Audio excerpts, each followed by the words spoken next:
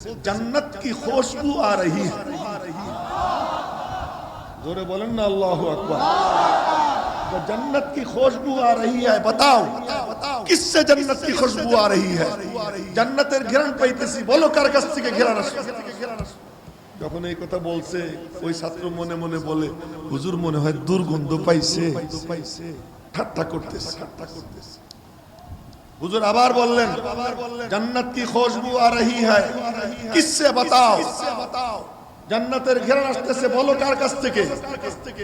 ওই ছাত্র চুপ। তৃতীয়বার বলার পরে বলেন, হযরত আমার থেকে দুর্গন্ধ পাইতেছেন না?